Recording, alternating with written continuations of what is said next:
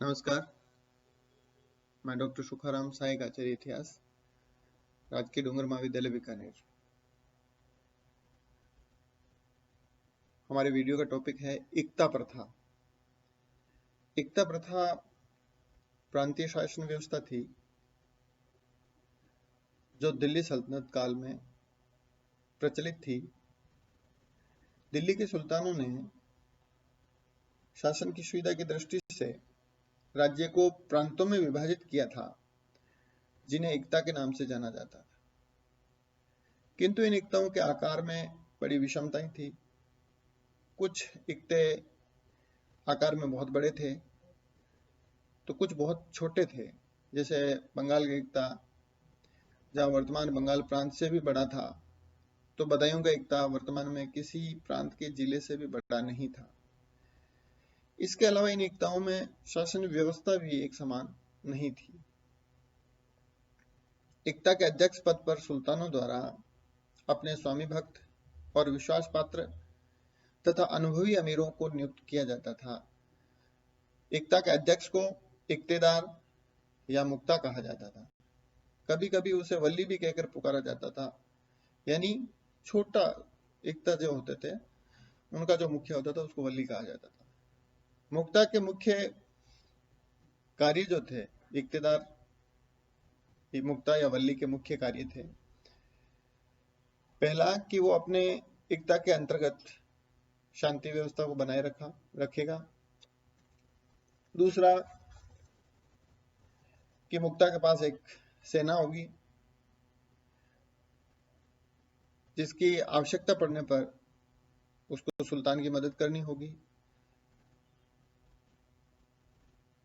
दूसरी बात थी कि भू राजस्व कर और अन्य सभी प्रकार के करों का संग्रह करवाने का कार्य भी इक्तेदार पे होता था। उनमें से अपना वेतन और प्रशासन का खर्चा काट करके बाकी रकम केंद्रीय सरकार को भेजनी होती थी। और नेक्स्ट बात थी कि जब भी सुल्तान को आवश्यकता पड़ेगी तो वो सैनिक मदद करेगा। इसके अतिरिक्त कुछ मुक्ताओं अथवा वलियों को मुस्लिम कानून यानी शरीयत की रक्षा तथा उनके क्रियान्वयन करने, उलेमाओं की रक्षा करने,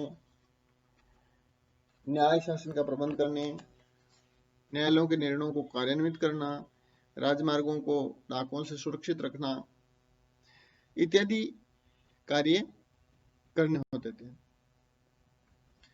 इसके अलावा व्यापार, वाणिज्य और भौतिक समृद्धि को प्रोत्साहन करने का कार्य भी संबंधित इक्तेदार पे होता था।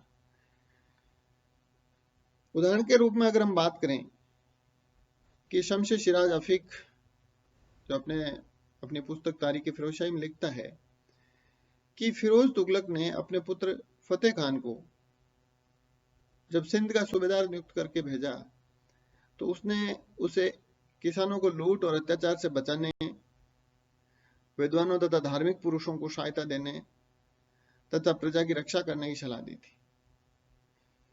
मुक्ताओं के पास बड़ी बड़ी सेनाएं होती थी और वे अपने अधीन क्षेत्रों में निरंकुश शासकों जैसे आचरण करते थे, और निर्बल सुल्तानों के समय में तो वो वास्तविक शासकों जैसा व्यवहार करते थे तथा अपरिमित सत्ता का उपभोग करते थे।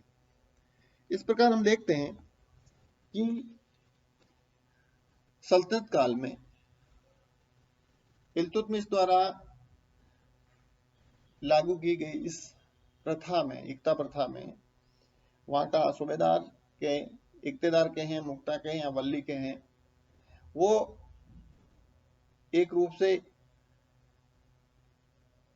उस इक्ते का मालिक होता था। उसको इक्ते पर सभी प्रकार के अधिकार प्राप्त होते थे, वो चाहे न्यायिक अधिकार हो, चाहे प्रशासनिक अधिकार हो या भू राजस्व का अधिकार हो। तो इसलिए हम कह सकते हैं कि इस एकता प्रथा के माध्यम से तत्कालीन दिल्ली सल्तनत के शासकों ने अपने स्वामी भक्त, ईमानदार और कर्तव्यनिष्ठ अमीरों को नियुक्त करके और अपने राज्य के अंदर न केवल शांति व्यवस्था स्थापित की, बल्कि वहां पर एक प्रशासनिक व्यवस्था को भी स्थापित किया और साथ ही साथ वहां से भू राजस्व को एकत्र करके और एक संगठित सेना को रखने में भी वो सक्षम हो सके, जिससे कि दिल्ली सल्तनत का और अधिक विस्तार किया जा सके और बाहरी आक्रमणों से राज्य की रक्षा हो सके। धन्यवाद।